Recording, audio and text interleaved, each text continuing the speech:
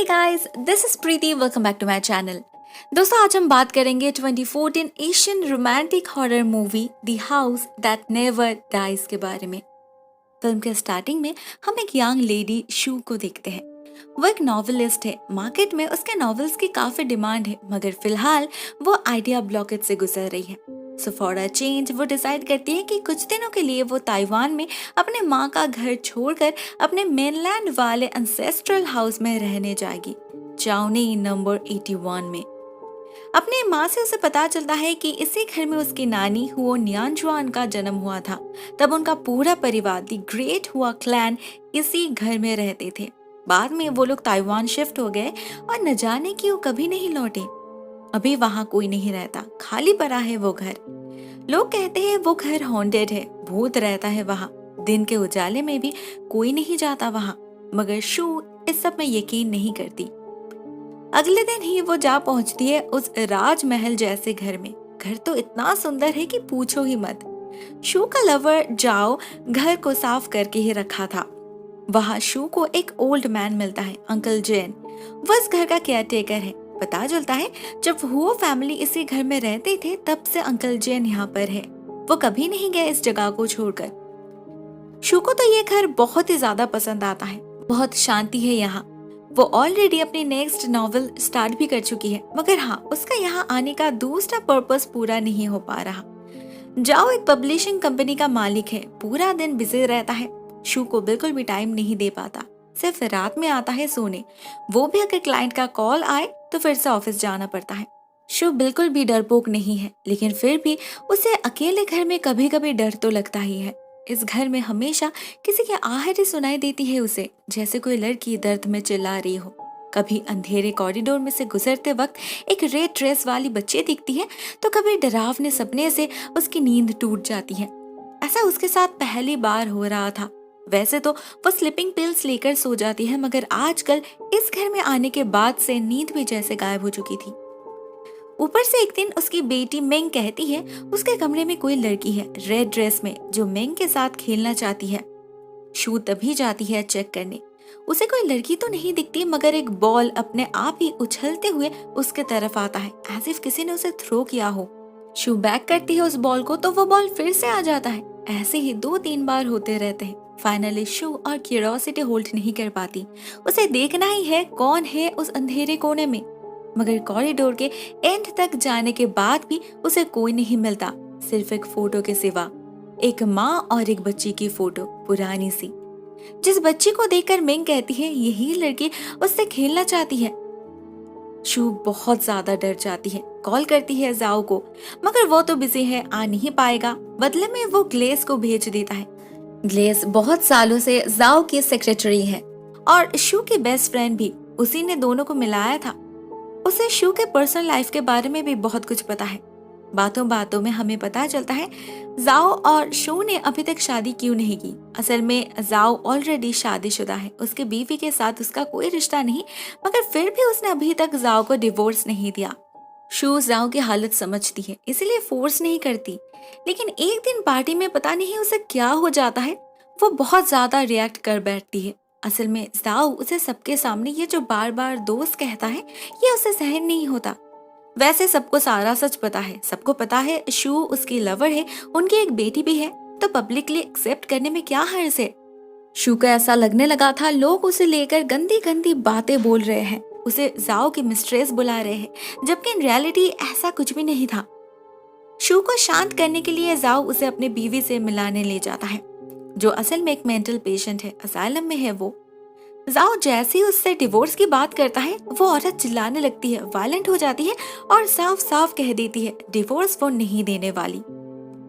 अगले दिन जब अकेले घर में शू स्टडी कर रही थी, उसकी बेटी मेंग एक लाल रंग की तितली पकड़ने की जिद करती है और शू को खींच कर ले जाती है घर के बेसमेंट में। उस तितली का पीछा करते करते हम देखते हैं ये बेसमेंट बिल्कुल किसी अंधेरे कुएं की तरह दिख रहा है।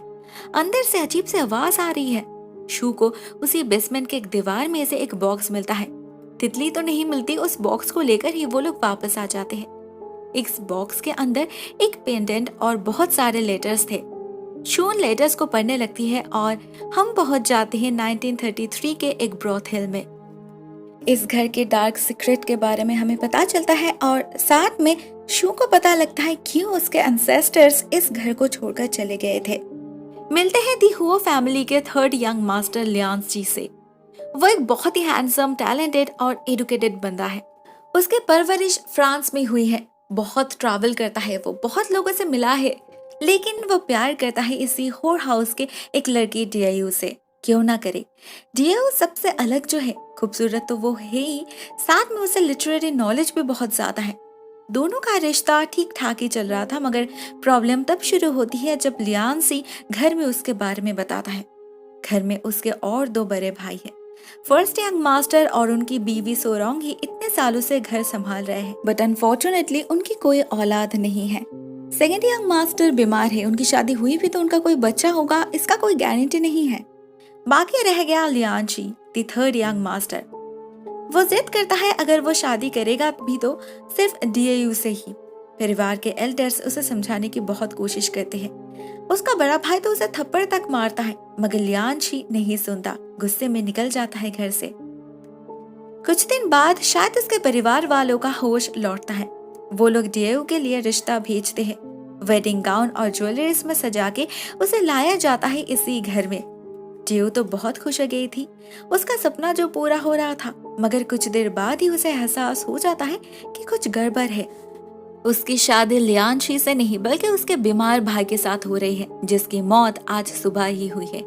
इससे डियो को सजा भी मिलेगी और साथ में डियो लियांशी की भाभी बन जाएगी। उससे शादी करने का भूत उतर जाएगा लियांशी के सर से, उनके फैमिली का रेपुटेशन बच जाएगा। तो घोस्ट मैरिज के नियम अनुसार डियो को एक हेन के साथ रिचुअल पूरा करवाया जाता है और फिर शादी कंप्लीट हो जाने के बाद डियो को डाल दिया जाता है सेकंड यंग मास्टर के कॉफिन में। बेचारी डियो बहुत रोती है, गिड़गिड़ाती है, मगर कोई इसकी मदद नहीं करता।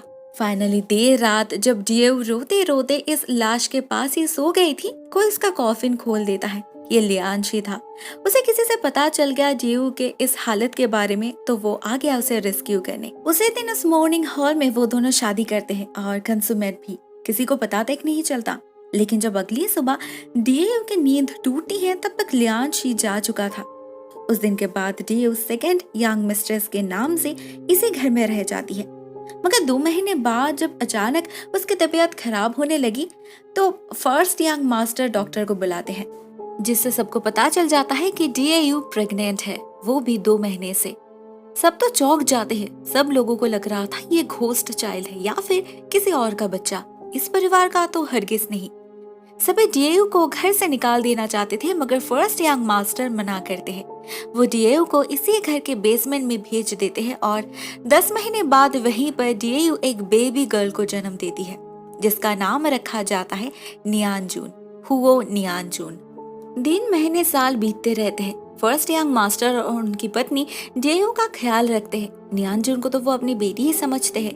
उसकी हर एक जरूरत पूरा करते हैं ये लोग, मगर लियांशी नहीं आता। डियो उसके लिए वेट करती है, उसे चिट्ठी लिखती है, चिट्ठी का जवाब भी आता है। लियांशी ने उसे प्रॉमिस किया है स्टडी खत्म करते ही वो लौट आएगा। डियो उसे दिन की राह देख रही है। देखते देखते 7 साल बीत जाता है और बहुत कुछ चेंज होने लगता है। हम फर्स्ट मिस्ट्रेस सोरोंग को देखते हैं अपसेट। उसके मन में डर बैठ गया है। आजकल उसका पति द फर्स्ट यंग मास्टर उससे ज्यादा डियो का ख्याल रखता है, उसके बारे में सोचता है। उसका तो बच्चा भी है, कहीं सोरोंग की जगह खतरे में तो नहीं। उसका भाई उसे आइडिया देता है डियो को स्लो पॉइजनिंग करने का, जिससे वो पागल हो जाए और फर्स्ट यंग मास्टर उसे घर से निकाल दे। सोरोंग यही करती है, वो डियो के सूप में ड्रग्स मिलाने लगती है। लेकिन इसके बाद क्या होता है वो और हमें पता नहीं चलता, क्योंकि यहीं पर सीन प्रेजेंट में शिफ्ट हो जाती है। शू इतने देर से लेटर्स को पढ़ रही थी। अभी वो अपने बेटी को सुलाकर खुद स्लीपिंग पिल खाकर सोने जाती है, मगर जैसे ही वो बेडरूम में एंटर करती है उसकी हालत खराब हो जाती है। गुस्से में कांपने लगती है वो। उसे बिस्तर पर जाओ दिखता है, साथ में ग्लेस भी। वो दोनों इंटीमेट हो रहे थे, लेकिन ये रियलिटी नहीं थी, शू का वहम था। आजकल ऐसे हेलुसिनेशंस उसे बहुत हो रहे हैं।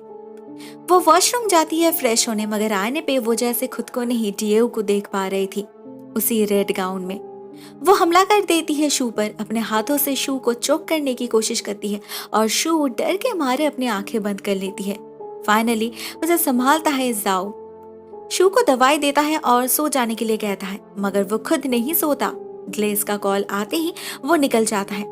शू को उसका बिहेवियर बहुत वियर्ड लगता है। वो खिड़की से झांकती है तो उसे ग्लेस नजर आती है घर के बाहर और वो जाओ के साथ कुछ ज्यादा ही चिपक रही थी। नेक्स्ट डे जाओ बहुत देर से घर लौटता है, कम्प्लीटली ड्रंक हालत में। शू के पूछने पर भी कोई जवाब नहीं देता। शू फाइनली उसका फोन चेक करती है। ग्लेस की मैसेज थी और वो किसी डिसीजन लेने की बात कर रही थी। शू और खुद को संभाल नहीं पाती। ग्लेस कहना क्या चाहती है, कहीं उन दोनों का अफेयर तो नहीं चल रहा। शू नेक्स्ट डे ही ग्लेस को एक रेस्टोरेंट में बुलाकर इस बारे में पूछती है, बहुत ही रूडली। जवाब में ग्लेस कहती है, ऐसी कोई बात नहीं, वो सिर्फ को-वर्कर्स है। जाओ की कंपनी एक फाइनेंशियल क्राइसिस से गुजर रही है, वो तो सिर्फ हेल्प कर रही। और कल रात जाओ की बीवी ने उसे एक ह्यूज अमाउंट का ऑफर दिया है, बदले में उसे शू को छोड़ना होगा। जाओ ने इसे एक्सेप्ट नहीं किया। इतना प्यार करता है वो शू से, और शू है कि उसी पर सवाल उठा रही है। उस मैसेज में तो ग्लेस इसी डिसीजन के बारे में बोल रही थी। अपने बेस्ट फ्रेंड से शू की लड़ाई हो जाती है, मगर फिर भी वो उसके बातों पर यकीन नहीं करती। वो जाती है एक साइकियाट्रिस्ट के पास, अपनी सारी प्रॉब्लम्स बताती है, अपने सपने, हेलुसिनेशंस और बेवजह शक के बारे में भी। उससे तो रियलिटी और इमेजिनेशन में फर्क ही नहीं हो रहा। डॉक्टर उसे क्या सलाह देती है वो तो नहीं पता, मगर जो भी हो उससे उसका हेलुसिनेशंस कम नहीं होते। उसे फिर से वो लाल तितली दिखती है और पूरा घर भर चुका था साये से। बहुत सारे परछाई हुआ फैमिली की, उसके एंसेस्टर्स की। उनमें शू को डियो और उसकी बच्ची भी दिखती है। शू समझ पाती है यही फोटो उसे कॉरिडोर में मिली थी, लेकिन इस डियो की कहानी तो अधूरी रह गई। उसका अंत तो शू को पता ही नहीं चला, लेटेस्ट जो खत्म हो गए थे। तो वो जाती है अंकल जैन के पास। वो कहते हैं नियानजून जब 6 साल की थी तब एक दिन फर्स्ट यंग मास्टर ने डियो को इन्फॉर्म किया लियांशी की मौत हो गई है वॉर में, वो भी अभी नहीं 7 साल पहले। इतने सालों से डियो को जो खत मिल रही थी वो लियांशी नहीं बल्कि फर्स्ट यंग मास्टर ही उसे लिखते थे। डियो के शादी वाले रात लियांशी उससे मिलने आया था, ये उन्हें पता है। लियांशी ने उससे माफी मांगा और उसने माफ भी कर दिया था। घर लौटने के लिए कहा था उसने लियांशी को, मगर वो घर लौटे इससे पहले ही फर्स्ट यंग मास्टर को अपने भाई की यानी कि लियांशी की मौत की खबर मिल गई। वो डियो को इन्फॉर्म नहीं कर पाए, वो सहन नहीं कर पाएगी ये सोचकर। इतने दिनों से लियांशी के नाम से उसे चिट्ठी भेजते रहे, लेकिन ऐसे कब वो खुद डियो से प्यार कर बैठे वो समझ नहीं पाई। वो डियो को प्रपोज करते हैं, लेकिन बदले में डियो उसे थप्पड़ मारती है। वो लियांशी का सिवा और किसी से प्यार नहीं कर सकती। इस हादसे के बाद ही डियो ने सुसाइड कर ली, वही वेडिंग गाउन पहनकर उसी बेसमेंट में, और उसकी आत्मा इसी घर में भटकती रही। जब फर्स्ट यंग मास्टर को अपनी बिलव्ड डियो की मौत की खबर मिली तो वो भी उसी वक्त वहीं पर सुसाइड करना चाहते थे। उनका प्यार सच्चा जो था, मगर कर नहीं पाए। उन्हें नियानजून का ख्याल आया, अगर वो नहीं रहे तो उस छोटी सी बच्ची का क्या होगा। अपने मौत के ठीक 7 दिन बाद डियो की अतृप्त आत्मा ने इस घर के सारे लोगों को मार डाला, शमशान बना दिया इस घर को। इन्हीं के कारण वो और लियांशी कभी एक नहीं हो पाए। उनका प्यार अधूरा रह गया। और सोरोंग, उसने तो उसे मारने की भी कोशिश की थी। बच गए थे सिर्फ द फर्स्ट यंग मास्टर। वो डियो की बेटी नियानजून को लेकर ताइवान शिफ्ट हो गए और उसी नियानजून की ग्रैंड डॉटर है शू। वो बिल्कुल डियो की तरह दिखती है। अंकल जैन का मानना है वो डियो का ही रीइंकार्नेशन है, जिसके लिए ये पूरा परिवार खत्म हो गया था। उसे अनाथ होना पड़ा था। उसके हर एक बातों से डियो की प्रति हेट्रेड झलक रही थी, लेकिन वो समझ नहीं पाए उन लोगों की आत्मा अभी भी इसी घर में कैद है, बदला लेने के लिए तड़प रही है। अभी जब डियो लौट आई है शू के रूप में, तो वो सारी आत्मा जिंदा होकर हमला कर देती है शू पर। ये शू का इमेजिनेशन नहीं था, रियलिटी थी जो उसके साथ हो रही थी। शू खुद को बचाने के लिए अपनी बेटी को लेकर बेसमेंट में जाकर छुपती है। ये वही बेसमेंट था जहाँ डियो की मौत हुई थी, लेकिन यहाँ भी वो बच नहीं पाई। उन्हें फिर से वही रेड ड्रेस वाली लड़की दिखती है। डर से शू की हालत खराब हो जाती है, मगर मिंग नहीं डरती। कहती ये लड़की तो उसकी दोस्त है, कोई भूत नहीं इंसान है। यहाँ इस फिल्म का एक क्लाइमैक्स रिवील होता है। पता चलता है ये बच्ची असल में जाओ और उसके बीवी की बेटी है शीशी। उसके माँ ने उसे यहाँ भेजा है शू को डराने के लिए। इतना ही नहीं, उसने अंकल जैन से कहकर शू की दवाई भी चेंज कर दिया था। स्लीपिंग पिल समझकर शू जिस दवाई को ले रही थी उसी के कारण उसे वो सारे नजारे दिखते थे। ये सब कुछ जाओ और उसका रिश्ता तोड़ने के लिए था, क्योंकि पैसा देकर भी वो जाओ को खरीद नहीं पाए। लेकिन शायद शू ने जो कुछ भी देखा था वो सब कुछ उसका हेलुसिनेशन नहीं था। उसके डॉक्टर ने उसे चेक करके बताए थे कि उसके ब्लड में हेलुसिनेटिंग ड्रग्स मिला है। किसी ने जरूर उसका मेडिसिन चेंज किया होगा। उसके बाद से शू ने दवाई लेना बंद कर दिया था। आज उसने जो कुछ भी देखा वो सच था। वो फैमिली की आत्मा सच में ही उससे रिवेंज चाहते हैं। इस बार भी उसे संभालता है जाओ। वो शू और अपने बेटियों को लेकर घर छोड़कर जाने लगते हैं उसी वक्त, लेकिन अंकल जैन उन्हें रोक लेता है। कहानी का अंत जो नहीं हुआ था। वो कहते हैं लियान शी की मौत असल में वॉर में नहीं हुई थी। वो फैमिली को गलत खबर मिली थी। उस मैसेकर के बाद वो इस खाली घर में लौट आया था, लेकिन तब और कोई नहीं बचा था, उसकी जियो भी नहीं। उसके बाद से हर साल वो जियो के डेथ एनिवर्सरी में इस घर में आता रहा, इंतजार करता रहा उसके लिए। ऐसे ही उसकी मौत हो गई एक दिन इसी घर में। अंकल जैन ने अभी तक उसके लाश को संभाल कर रखा था। आज डियो की डेथ एनिवर्सरी है, आज भी जरूर वो आएगा। लियान शी आता है, अपने सामने बिलव्ड डियो की इनकारनेशन को देखता है और उसे मुक्ति मिल जाती है। उसका शरीर मिट्टी बनकर हवा में बह जाता है। The end. दोस्तों, इस फिल्म की एंडिंग मुझे बहुत ही अटपटा लगी। बाकी स्टोरी ठीक ठाक है। इस फिल्म में जिस घर के बारे में बताया गया है, चाउनी नंबर 81, वो एक रियल लाइफ हॉन्टेड बिल्डिंग है। लोगों को वहाँ सच में ही पैरानॉर्मल एक्टिविटीज फेस करना पड़ा है। इस घर से जुड़े कोई भी जेन्युइन रिकॉर्ड्स नहीं है, तो ये बताना मुश्किल है ये घर किसका है या फिर यहाँ पर रहने वाले आत्मा किसकी है। मगर हाँ, एक लेडी की आत्मा फंसी है इस घर में, ये तो पक्का है। आज के लिए बस इतना ही दोस्तों। Thank you so much for watching this video. बहुत जल्द मिलते हैं किसी और नए वीडियो के साथ। तब तक के लिए टेक केयर, टाटा।